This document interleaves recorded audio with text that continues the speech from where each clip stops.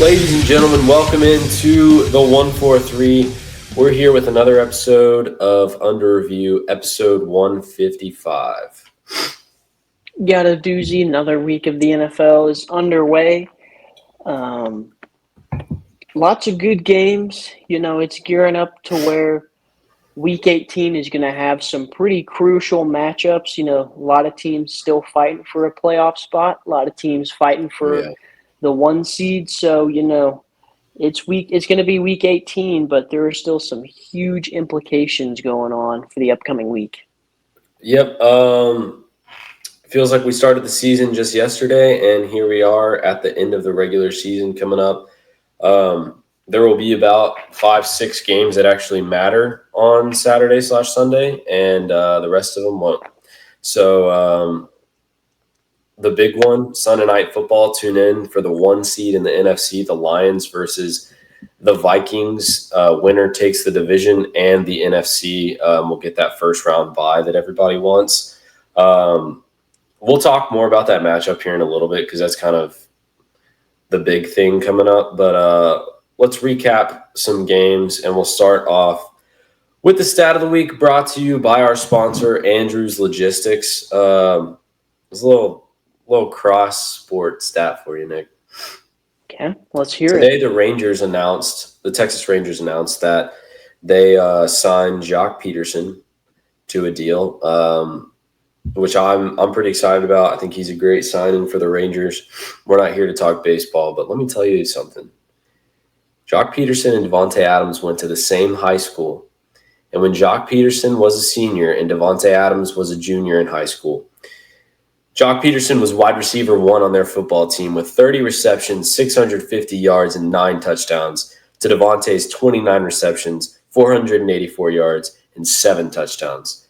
Guys, Devontae Adams is a future potential Hall of Famer, and Jock Peterson was wide receiver 1 over him in high school. And that's who the Rangers just got. It's a pretty electric stat, obviously you think about he's a major league baseball player and he's going to be really good for a really long time, going to have a good, solid, long career. And he gets to say he was up there with the best of them in football. Yes, it was in high school, but Yep. that's still pretty electric. That's a ridiculous stat. Your player of the week, Joe Burrow, put on an absolute clinic on Saturday against the Broncos. A lot of people thought that the Bengals were kind of down and out, but they still have found themselves in a chance to get a playoff spot. They need a couple teams to lose and obviously themselves to win. But he threw for 412 yards, 25 rushing yards, had a rushing touchdown, and he had 3 passing touchdowns. So he just said, hey, guys, I don't care that our O-line is trash. I'm going to get out there and put on a clinic, and that's exactly what he did. Yeah, he didn't care that the O-line, the defense, and everything but the offense was trash. And honestly, he's kind of put this team on his back second half of the season, and they're in contention right now because of him.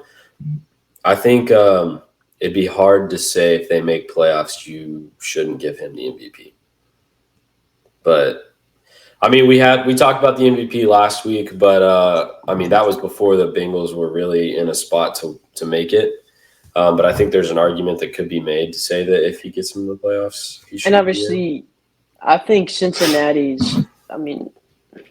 They're really hitting their strides here as of recent. They just really, crapped the bed at the beginning of the season and just dug themselves into a hole and just found themselves, just clawing back.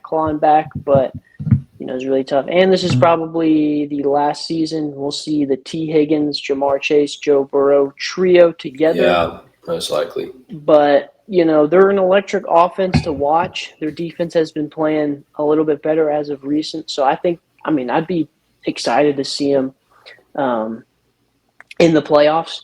I think the way they get in, if I'm remembering correctly, obviously they have to win, and then they need the Broncos to lose to the Chiefs, and then they need the Dolphins to lose as well. And I can't remember. That's it. Who were the Dolphins playing? Jets. They're The playing the Jets. Jets. That's right. So it's going to be a lot has to really line up for them to make it, but there's a chance. So I mean, who knows? giving them interesting. The NFL giving them a Saturday game this upcoming week, so they will be able to just sit back and watch as the Dolphins and Broncos games are both at the afternoon slot. So it'll certainly be interesting, and we will be watching and keeping up with it as well. Nothing much to say about this game. Christmas Day games were just awful, but by the way, just got to say, still crushed the NBA in ratings that day. 25 million average viewers per game, and the NBA had 5 million per game. So Christmas Day has now become the NFL's thing. So sorry, NBA. But Chiefs lock up the 1 seed in the AFC against the Steelers. They beat them 29-10. Steelers have really fallen off as of late, as they also kind of gave up the division to Baltimore. So I think if Baltimore wins Saturday, the division's theirs. If not, the Steelers would. I don't know what the exact scenario is, but Baltimore's pretty much locked up the AFC North. And they're playing the Browns, so they'll probably easily win that game. The Steelers, they have been slowly fizzling out as the season goes on. Started off really, really hot. Justin Fields won him a few games, and then he kind of was on the decline a little bit. They got Russell Wilson back, and that seemed to be a little bit of a surge back going up again. And then, they just slowly been fizzling out. They got, destroyed by the Chiefs. They really, their offense has been an issue all season long. Oh, yeah. I think we said it on here a couple times as the season's gone on, but they've been winning games in spite of their offense. Yep. I don't know if this team is really built to make a deep playoff run. Their defense is good, but their offense just refuses to score points, and that's a problem. Yep, they still have a playoff spot. They'll probably be the 5 seed most likely, potentially the 6 seed, but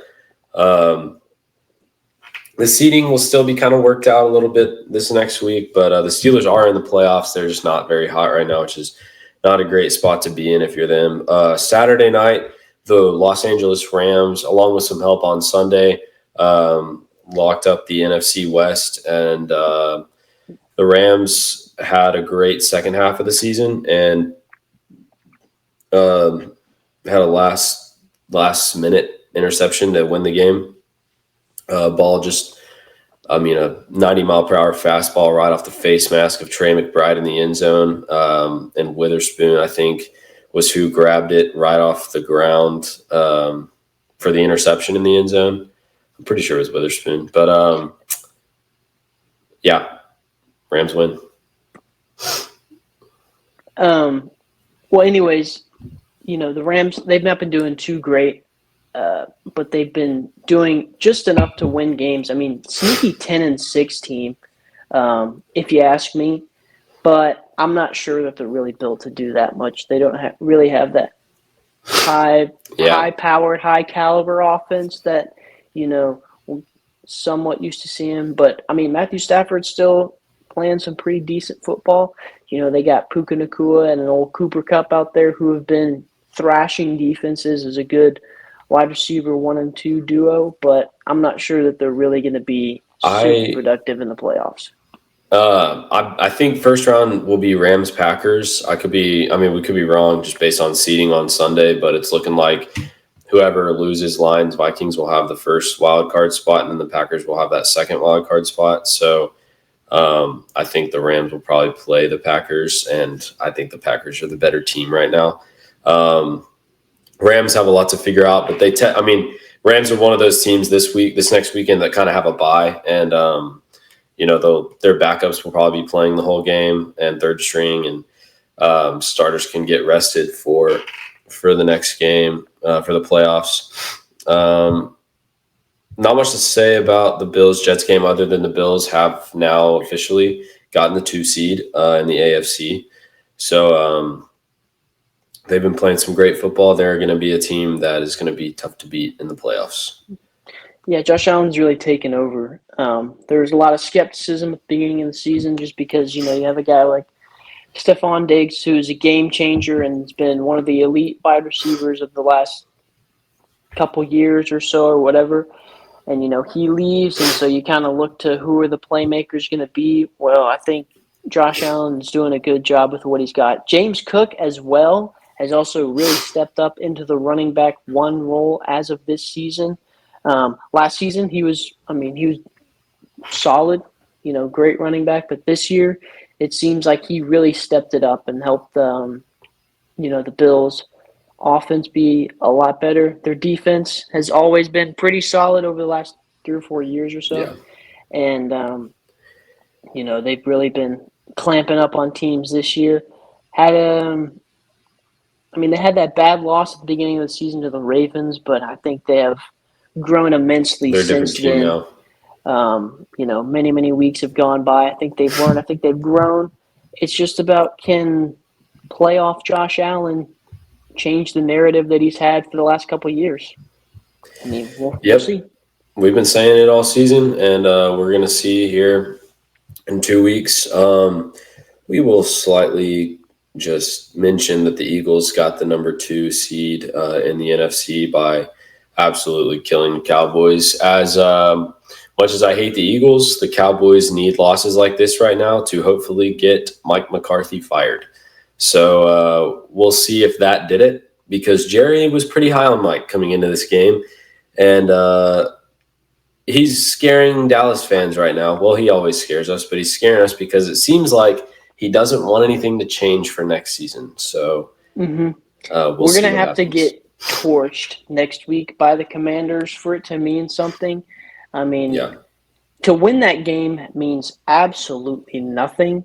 But for some reason, Jerry's going to look at that and, if we win next week, he's going to be like, Mike's the guy, I think, unfortunately. Yep. Which might be playing their backups. Not that I think, we're going to win the game, but just that we would be that unlucky.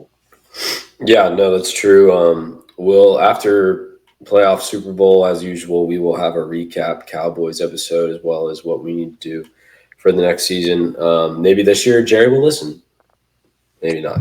But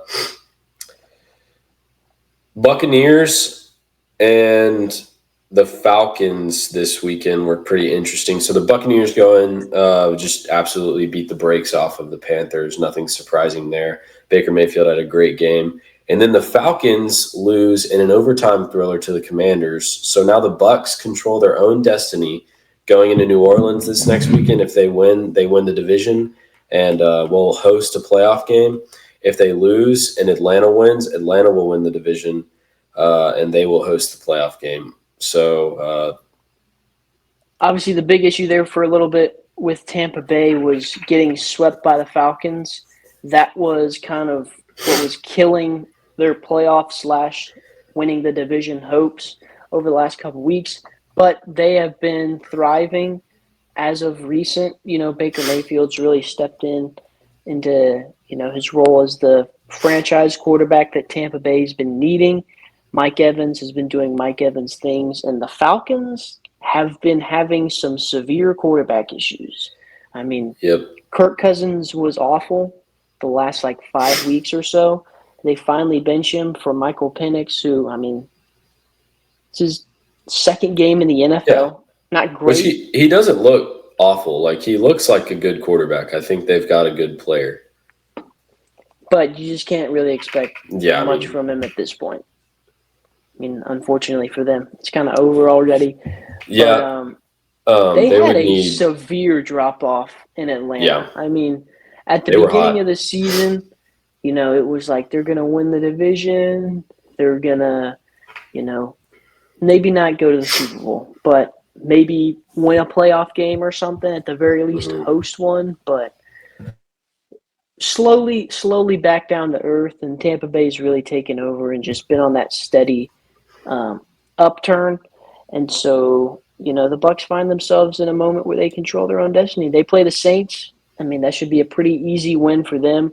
Baker Mayfield's been playing some great football. So The Saints are, I would say, honestly worse right now than the Panthers, who the Falcons are playing. Panthers have been playing a lot better football than the Saints as of recent. So I would say the Bucs have their work just right out in front of them, and all you got to do is get Mike Evans to that 1,000-yard mark, and go up by 35 at halftime and sit your starters. That's kind of what their goal will be, and that's what they should be doing. And Bucs will be a scary team in the playoffs for whoever plays them, just because, which I guess they'll get the Vikings or the Lions most likely. But the Bucs handed the Lions a loss earlier this year.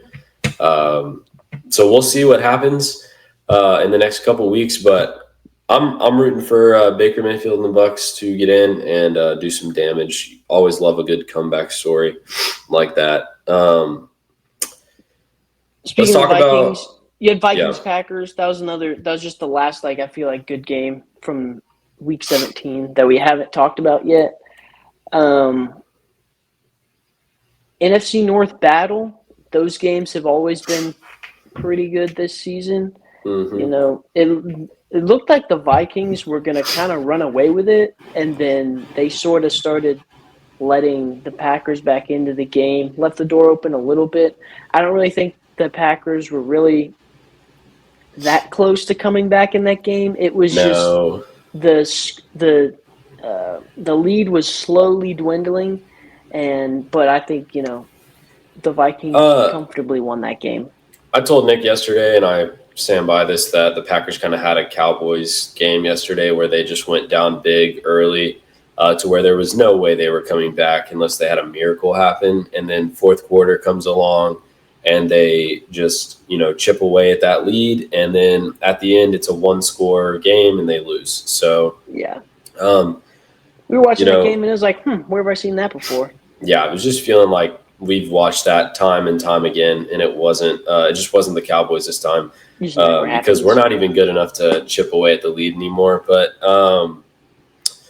the Vikings are just a great offensive team, a great defensive team. The defense is playing out of their mind right now, and Sam Darnold has completely turned over a new leaf, and he's firing on all cylinders. Throwing to tons of different receivers. Obviously, they've got Justin Jefferson, Jordan Addison, TJ Hawkinson had a big game yesterday. The Lions tonight, Monday night, against the 49ers in a game that really didn't mean anything because regardless, they play next week for the 1 seed, win or lose tonight. They won the game by 6, but what I saw from the game tonight and what I saw from Minnesota yesterday showed me Minnesota looks like the way better team right now. The Lions' offense is great. It's their defense that really concerns me. Yep, they got a few boneheaded throws for Brock Purdy that wound up being interceptions. I don't think Sam Darnold is, that guy. I think he's been the more reliable quarterback this season of the two. Obviously, they've been firing on all cylinders offensively. That offensive line has been doing a good job protecting him. Yep. Aaron Jones has been solid for them this season. Jordan Addison's, he kind of started off the season a little bit slow. Last year he had a really good first season in the NFL, and then his season started extremely slow, but I feel like the last couple of weeks he's really hit his strides. And then obviously Justin Jefferson, one of the second best receiver in the league behind Jamar Chase as of right now. Yep. But you never know because it's one of those divisional games. So these are two teams that, play each other often. They know each other's schemes, this, that, and the other. But also, both teams being, 13-2? 14-2. Sorry, yep. 14-2 now. You're looking at two high-powered offenses who are going to do something. They'll be one of them's obviously going to have that deep playoff run, and so this will be kind of a good glimpse into what we're going to see the week after once playoffs roll around. Yeah, so this might not even be the last time we see these two teams play each other this season because, whoever gets the 1 seed, they'll be playing, I think, the winner of or does NFL do seed or I don't know how the NFL does it, but they could be playing the winner of that 4-5 game. I So mean, it's all up in the air because the Week 18 matchups have a bunch of playoff implications. So, who knows? We don't know anything for certain at this point. It's just kind of up in the air. yeah, We but really got this to wait until the end of the season. this game Sunday night will be the game to tune into. If you only get to watch one game this weekend, this is the game to watch because I think all of America will be watching this game. Very rarely do we have the one seed come down to the very end of the season between uh, two divisional rivals. A little bit of a cinematic ending. It's great, and two just awesome comeback stories from Jared Goff and Sam Darnold, two head coaches who you can really like with Dan Campbell and Kevin O'Connell. One thing I will say tonight in the San Francisco game that I saw that I don't think will work as well against Minnesota is these like going for it on fourth down no matter what type of calls from Dan Campbell. That's what lost them the playoffs last year. Um, Minnesota's defense is no joke. I mean, they're right now looking like the best defense in the league. Brian Flores is doing a great job. These fourth down, just I'm gonna go for it because I'm Dan Campbell type of things. They've got a great field goal kicker in Bates, and they're gonna really need to take the points come Sunday night in those situations, in my opinion, because I don't think they're gonna be able to get away with all these fourth down conversions. I mean, yeah. I mean, it's pretty risky. That's kind of been Dan Campbell's MO since he's been head coach of the Lions. And, that's just who he is as a guy. So he's going to continue to go for it on fourth downs. But one thing I think was good from Jared Goff, finding a lot of different receivers offensively tonight versus the 49ers, utilizing every single person that he has on offense. I mean, you think about they were missing, Khalif Raymond, who's not their best receiver, but he's another piece of the puzzle. And then obviously David Montgomery, the 1-2 punch right there. But, I mean, the Lions offense didn't really look like they even missed a beat at all. But No, it's just going to come down to the Vikings defense being able to stop the Lions offense. and I don't think they will. Well, I think the Vikings defense could stop them. I don't think the Lions defense. Sorry, I think the Lions defense is such a liability right now. I know they're banged up, but even still, like they should be playing a lot better than this. You're not going to be able to win playoff games either with a defense that can't stop anything. And lately, they have not been able to stop anything. They're making every offense they play look really good, including Chicago's. And so, like, it's going to – I think it'll be a high-scoring game because it's going to have to be if the Lions want to win it. I mean, I guess the other thing you could think about, too, with Minnesota is with this – what we saw from the Packers game, you got to be able to close these games out because, I mean, the Lions are a way better team than the Packers than you're going to be seeing this upcoming week. But, you got to be able to close these games out. You were kind of I don't want to say lucky, but you were in a good enough position to where you were ahead by so much, and the game was pretty much over. So it didn't matter. But you gotta finish these games. You're facing better skill players, and you're facing better O-line play because the Packers O-line is not very good right now. Lions have the best O-line in the league, so it's going to be a great game. It'll definitely be one to tune into. Absolutely. So. Here's like to end our shows on under review. I brought to you a quote, and it's an interesting quote. And the reason why I thought it was so funny was because this was not planned at all, but Joseph mentioned Jock Peterson, and I had already pulled up this quote that he had let out earlier this afternoon during his press conference interview, whatever, with the Texas Rangers. And he said, "We played the Astros in the World Series in 2021 with the Braves.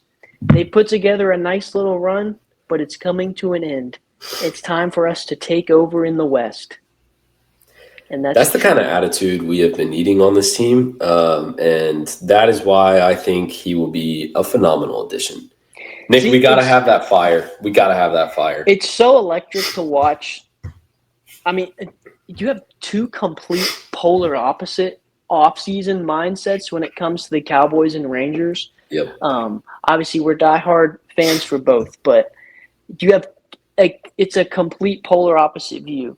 Jerry is, I'm not going to change anything. We're just going to run it back with the same team, same squad, same coaching staff, same whatever.